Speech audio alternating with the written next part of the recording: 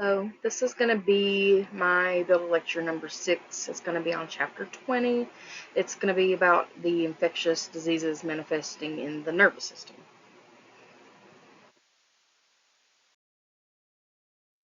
So the nervous system is broke up into two different parts. It's going to be, first one is the central nervous system, and that consists of the brain and the spinal cord.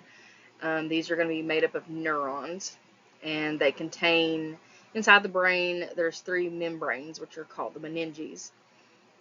Next, we have the peripheral nervous system. The peripheral nervous system is contained outside of the brain and the spinal cord. It contains cranial nerves, spinal nerves, peripheral nerves, and neuromuscular junction. This is going to, help control things that go on with muscles in the body. They have three important functions. That's going to be sensory, motor, and integrative.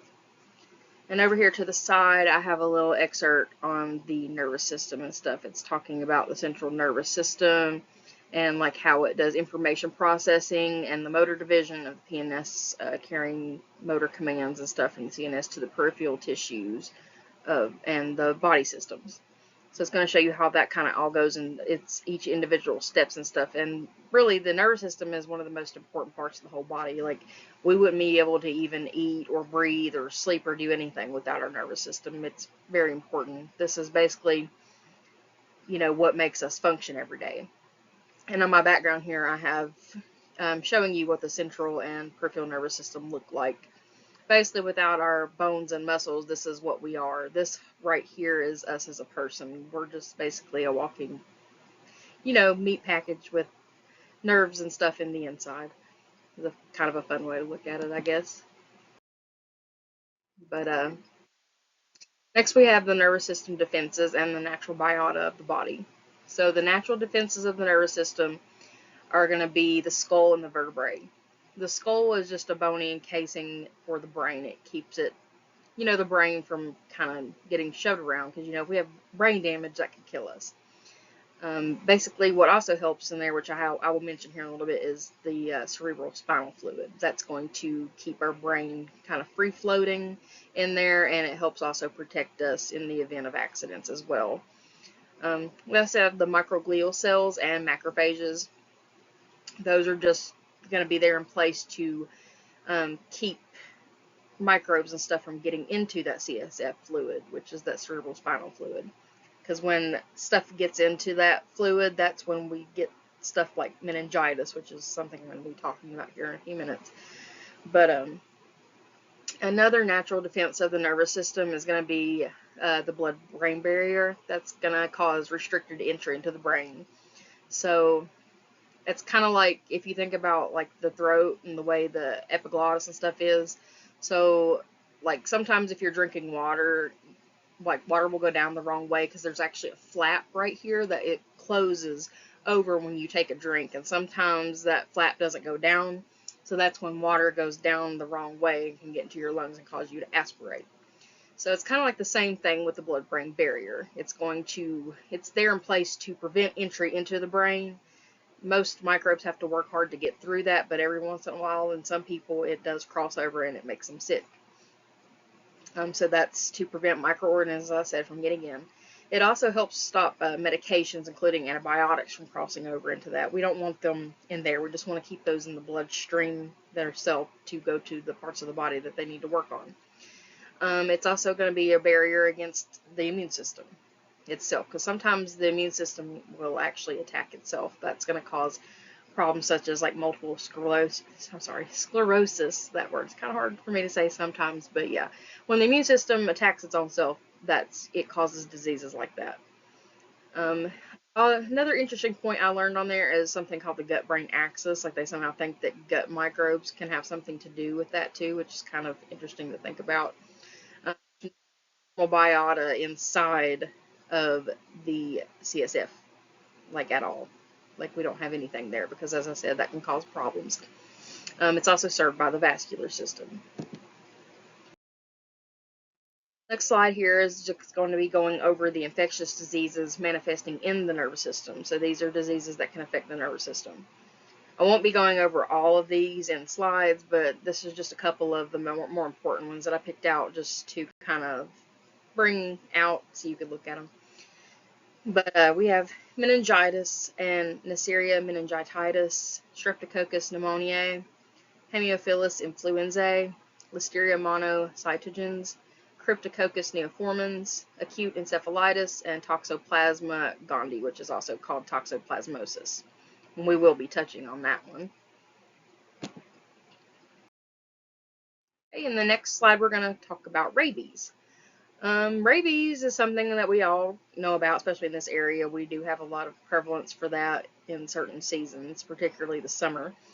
It's a disease that is transmissible between humans and animals. Usually how that happens is an animal that has rabies will either bite you or scratch you, something along those lines, and its saliva or just the tissue stuff itself can get into that cut and it'll spread into your bloodstream. Rabies occurs everywhere in the world. There are some places, interestingly enough, that do not get rabies ever, but it's because they're very diligent about animal control, and sadly that also means they'll do away with domestic animals like cats and dogs as well. Um, it was always believed that, it's 100% fatal, but apparently in the last couple of years, there's actually been a few people that survive rabies, even in the active stage where they're showing symptoms, which was not even heard of so much as like 20 years ago. I mean, it's rare, but I think what I read about was they put one girl, she was around 15 years old, they put her in an induced coma for about 6 months while they gave her treatments and antibiotics and stuff like that, and she actually did make a full recovery, and she was already having active symptoms. But anyway, it's typically passed, as I said, from a bite or a scratch. It can sometimes even be inhaled or somehow, taken in by the eyes. I'm not sure how that part really works, but anyway, it occurs when spit from the infected animal enters the body, as I said. Usually when the bite first happens, depending on where the bite takes place, like let's say if you get bit in the leg, it might take a little longer for it to travel up the body into the, parts there to where it can access your brain, because that's where it really, when it gets to the brain, that's when you start having symptoms. So the further away the bite is, the longer it can take for you to show symptoms. But basically, it'll stay in the location, like if you got bit in the hand, it would stay in the hand in that same spot where you got bit for up to about a week, while it just continues to make copies of itself over and over and over to spread the virus. Wild animals that are most likely to spread this to you are going to be raccoons, foxes, bats, canines, and cats. Domestic cats and dogs can also get this. They usually get it from wild animals, especially if you have like a cat and it spends a lot of time outdoors. They might hang around raccoons every once in a while because raccoons love to eat cat food. So if a cat gets bit or something by a raccoon, and if that cat gets, sick, and you are like interacting with your cat and you don't know it's been bit, it can scratch you or bite you or anything when it's playing, and you could contract it that way. It takes typically 2 to 3 months for symptoms to first appear, and the signs and symptoms can be different. It used to be believed that everything showed the furious stage, but that's not really accurate. It can either be furious or it can be dumb. So with furious, they're easily upset, they're confused, they have seizures, twitching. They can develop something called hydrophobia, which means they're scared of water, and that's because swallowing in general is just really painful and it hurts because it causes neck and throat spasms, and that's what makes it so painful to swallow. With the dumb, patients are unable to move, they can be lethargic. Both of the types end the same way. Usually they go into a coma first and they either die from cardiac arrest or respiratory failure.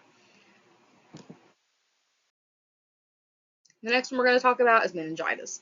Meningitis is an inflammation of the meninges, and many different microbes cause it. There's no correlation between symptoms and the type of microbe. It can be caused by any of them. Most serious form is bacterial, but there's also viral.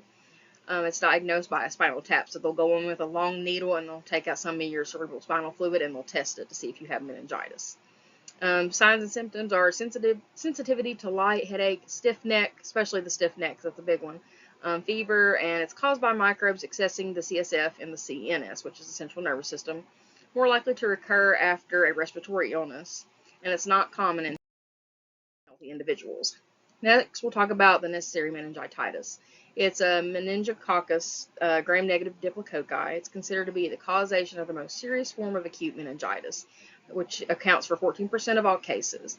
It gains entry through the respiratory tract and goes inside the blood vessels of the body, accesses the meninges very quickly, and then releases endotoxins inside the bloodstream. Onset of symptoms is usually very quick. The signs and symptoms of that are going to be fever, sore throat, stiff neck again, headache, convulsions, puking, severe stomach pain in some instances, but not all. There's also another one on here. This is not like a common one, but you know exactly what kind of strain of meningitis or meningitis you're dealing with if you see this. It's called PTK A, and it's going to be basically red or purple lesions or blotches. There was a picture of it in our book on a little baby. It was very disturbing to look at, but that's a very common thing to see in that. It can also cause those lesions will often be seen on the stomach and the legs, nowhere else. Cytokines cause harm to blood vessels, which collapses the blood vessels in turn. That's what causes those lesions to develop. Next, we're going to talk about Streptococcus pneumoniae. That is, this causes the majority of pneumonia cases caused by bacteria. They're tiny gram-positive coccus. Normal biota in most everyone, so they're already there usually. That's why they're hard to diagnose, with a gram-positive or gram stain. I'm sorry. 4 vaccines are now available to treat it. It can cause meningococcal meningitis. That's usually where that comes from. So if you have one, you'll have the other sometimes. It's most often seen in those with sickle cell disease. 25% of them will also get, as I said, the meningococcal pneumonia if they get that. So this other side over here is showing the signs and symptoms. It can be abrupt onset with fever, shaking, chill, productive cough, usually with phlegm. It can cause pleurisy in the chest, which is pain, dyspnea, tachypnea, and hypoxia. Next is Listeria monocytogenes. It's gram-positive bacteria. Pregnant women are most prone to this. It's mainly found in soil and water. It's also found secondary in plants, animals, and food as a second source. It's common in dairy, poultry, and meat, such as lunch meat. The death rate's around 20%. It's resistant to temperature, so cold and hot. Neither one will really kill it. It's also resistant to pH and salt. The signs and symptoms of this are fever, diarrhea, sore throat, and it can also cause septicemia in the elderly and babies or neonates, and it can also show effects in the heart. This is going to be very important if you're pregnant. You should not be eating any type of lunch meat. It's just really not safe to eat, or bagged salads, especially. Next, we're going to talk about Toxoplasma gondii. What is it? It's a parasite that has flagella. It causes severe illness and death in infants and immunocompromised individuals. Most common hosts are felines or cats. Pregnant women have a 33% risk of passing it to their unborn child if they contract it. It can result in stillbirth, and it is very successful at infiltrating a number of hosts, so it has no problem finding a host. Signs and symptoms are sore throat, swollen lymph nodes, usually small, low-grade fever, not a big one. It can also cause brain lesions, heart and lung issues in those with compromised immune systems, such as those that take drugs, just street drugs, drugs for cancer, or they just have cancer, or the elderly, stuff like that. It's really common, especially if you're pregnant. You should not be cleaning out your cat's litter box, because that's where toxoplasmosis, as it's more often called, can be found in the litter box, because the cat feces carries it.